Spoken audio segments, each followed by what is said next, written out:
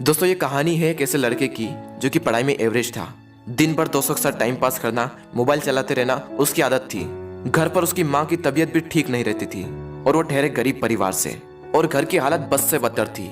यानी अगर कोई मेहमान आ भी जाए तो उसके बैठाने तक की जगह वहां नहीं होती थी। एक बार उसका दोस्त उसे बुलाने के लिए आया कि चल कहीं चलते हैं। तो वो दोस्त पहली बार उसके घर पर आया था तो घर की हालत को देखकर दंग रह गया।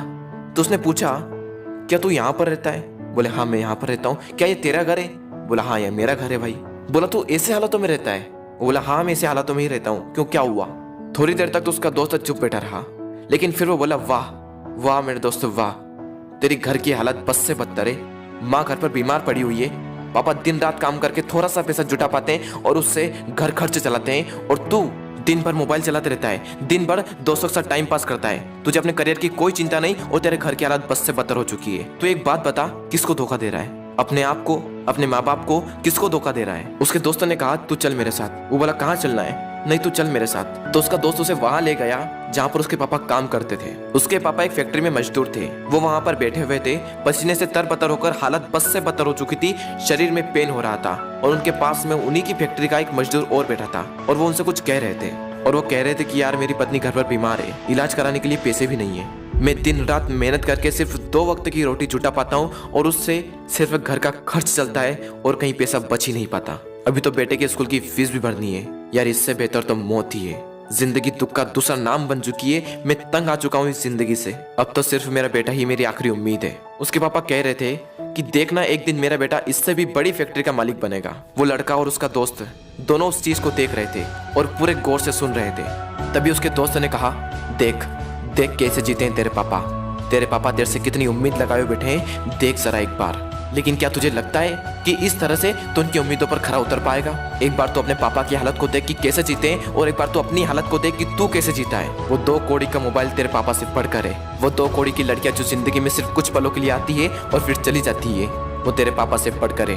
वाह मेरे दोस्त वाह, ये तो सिर्फ कुछ दिनों के लिए आएगी और फिर चली जाएगी। अरे बदल अपने हालातों को। यह सब देखकर और यह सब सुनकर उस लड़के के खून के आंसू टपक गए, और उसने उसी वक्त निश्चय किया कि जिस फैक्ट्री में मेरे पापा काम करते हैं, आने वाले 5 साल के अंदर अंदर इससे भी बड़ी फैक्ट्री का मैं मालिक बनकर दिखाऊंगा। और उसके अंदर से चीख उठी थी कि मुझे कंपनी का मालिक बनना है, एक बहुत बड़ी कंपनी का मालिक बनना है, नौकर नहीं बनना है। और जैसे ही उसके अंदर से ये चीख निकली, वो दिन के लगातार 10-10 घंटे पढ़ने लगा। उसके दिमाग में सिर्फ एक ही लक्ष्य कि बहुत बड़ी कंपनी का मुझे मालिक बनना है, और उसके लिए मुझे क्या करना होगा? उसके लिए मुझे पढ़ना होगा, और मैं पढ़ूंगा। कोई माई का लाल ऐसा नहीं है जो मुझे रोक सकता है पढ़ने से। और आखिरी के सिर्फ 1 महीने में पढ़कर पूरे स्टेट में टॉप कर दिखाया। सब लोग हैरान हो गए कि ये कैसे हो गया। सबकी आंखें फटी की फटी रह गई। सब लोग दंग रह गए कि हाउ इज दिस पॉसिबल। जब उसका इंटरव्यू हुआ और उससे पूछा गया कि ये सब कैसे हुआ, तब उसने कहा कि मुझे जिंदगी में कुछ नहीं चाहिए, मुझे तो सिर्फ अपने पापा के सपनों को पूरा करना है।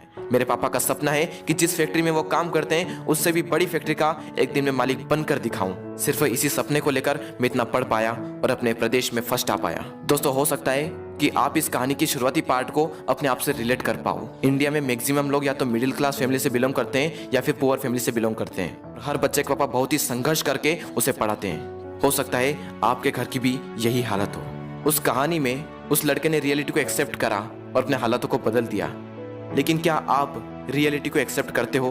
क्या आप अपने सच को देख पाते हो, अपने हालातों को देख पाते हो, अपने आप को देख पाते हो कि आप क्या कर रहे हो और आपको क्या करना चाहिए? वो लड़का तो बहुत बड़ी कंपनी का मालिक भी बन गया, लेकिन क्या गारंटी है कि आप भी अपने पापा के सपनों को सच कर पाओ? क्या गारंटी है कि आप भी अपने हालातों को बदल पाओ? गारंटी है मेरे दोस्त, गारंटी है जब आपके अंदर से एक चीख उठकर आए, आपके अंदर से एक आवाज उठकर आए कि मुझे पढ़ना है, और सिर्फ इसलिए पढ़ना है कि मैं अपने हालातों को बदल पाऊं। और जिस दिन आपके अंदर से ये आ गया ना कि मुझे पढ़ना है और सिर्फ इसलिए पढ़ना है कि अपने हालातों को बदलना है, अपने मम्मी पापा के सारे सपनों को सच करना है, जिस दिन आपके अंदर से ये आवाज आ गई, उस दिन से एक बात तो तय है कि आप अपने हालातों को बदल दोगे, अपने माँ बाप के सारे सपनों को सच कर दोगे। बस जरूरत है तो एक अंदर से आवाज की। दोस्तों बहाने बनाने से कुछ नहीं होगा। बहाने तो हर कोई बनाता है, हर वो इंसान बनाता है जो कायर होता है।